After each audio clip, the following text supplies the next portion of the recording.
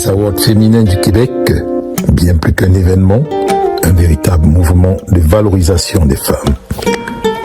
Tout a commencé le vendredi 20 à l'Hôtel Universel de Québec avec une conférence d'ouverture placée sous le signe du leadership féminin et de l'intelligence artificielle.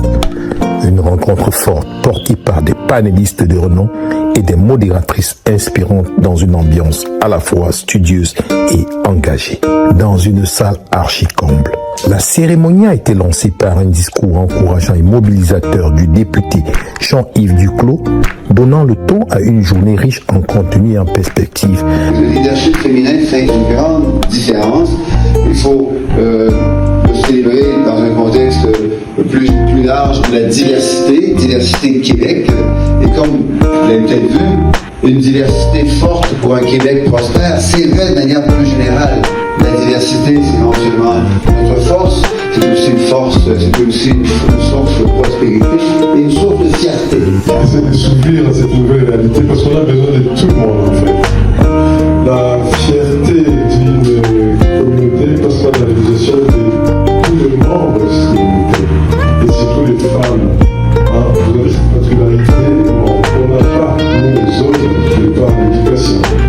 On n'en veut pas les amis, parce qu'on est toujours dans une démarche de gestion de dualité des valeurs, de gestion de dualité des cultures. Donc des fois, il faut reconnaître cette partie culture pour pouvoir avancer. L'intelligence artificielle est un outil d'aide à la performance comme beaucoup de pilotes.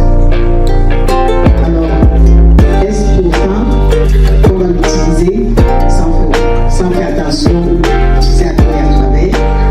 Est-ce que l'intelligence artificielle est comme la panacée? Est-ce que c'est un remède à tous les maux ou est-ce que c'est l'outil qui est incontournable?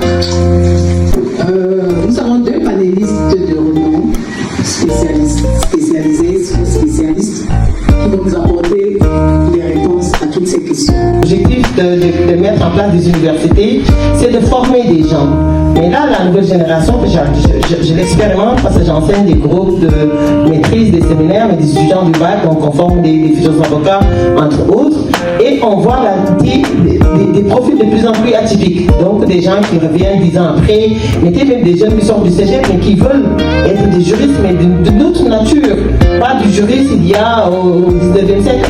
Donc, le contenu, pour revenir sur l'intelligence artificielle, il y a des cours qui sont développés. On fait de la recherche justement sur comment trouver des solutions pour mieux protéger les individus qui n'ont pas, comme on dit, de naissance ignorer la loi. Donc une fois que tu donnes tes données, c'est comme si tu as consenti, bon, ils peuvent l'exploiter, ils peuvent le vendre, ils peuvent s'enrichir.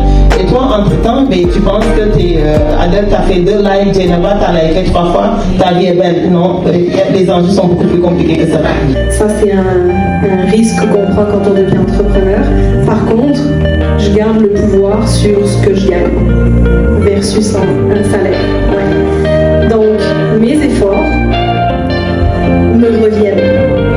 Et qu'à chaque fois que je vais chercher quelque chose de plus, à chaque fois que je vais chercher une innovation, à chaque fois que je discute avec quelqu'un, que j'enrichis mes connaissances, je le mets à profit dans mon entreprise. Et j'ai automatiquement du gain. Et du gain financier. Avant le panel très attendu du professeur Ndeye Djenaba de Nessa, porté par Adèle Tchatchoua, le premier panel a brillamment ouvert la voie. Un panel composé de Fatoumata, Fanta, animé par Sophia Lababsi, un échange qui a su poser les bases avec la clarté et la profondeur. À travers leur intervention riche et accessible, elles ont su vulgariser avec intelligence la thématique du leadership féminin à l'ère de l'entrepreneuriat. Un panel vraiment structurant, inspirant, qui a véritablement préparé les esprits pour la suite des échanges. Samedi matin, changement d'ambiance.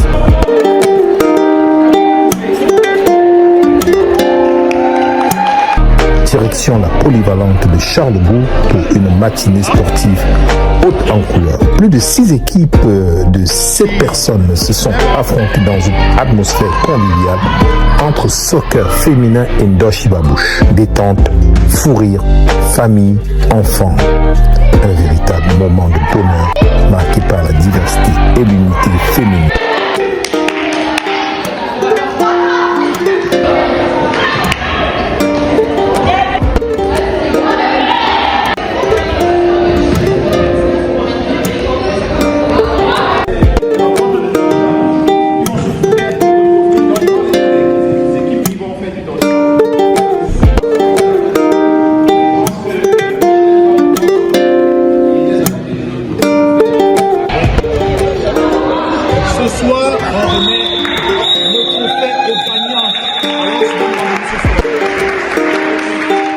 vint le moment tant attendu. Le soir, le clou du spectacle, le gala des Awards féminins 2026, 11e édition. Dans une salle somptueusement décorée, les femmes sont arrivées sur leur 31, élégantes, rayonnantes, inspirantes, majestueuses.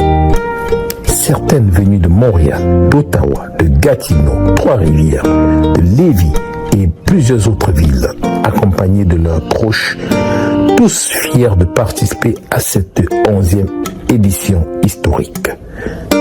La soirée, marquée par la présence d'élus de la ville de Québec et de la consul générale des États-Unis, a rassemblé des femmes de tout horizon dans une ambiance à la fois chic, festive et inspirante. Candidature, que votre nom soit appelé ou non ce soir, sachez que les membres du jury ont lu votre dossier avec une attention sincère, une admiration grandissante.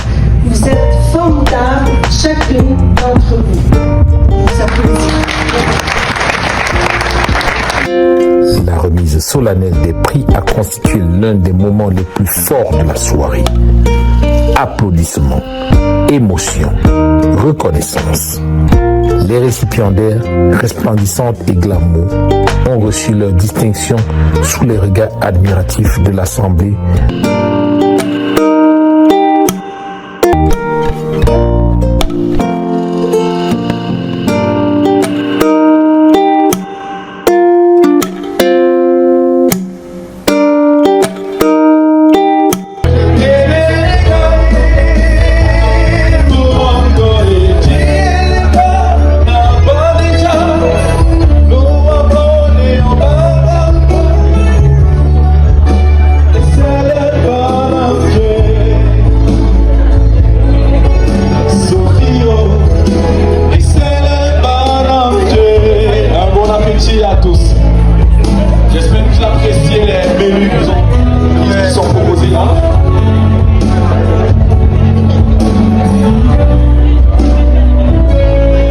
L'artiste Majoie Haï a su enflammer la salle et offrir une prestation mémorable, clôturant la soirée sur une note festive et vibrante.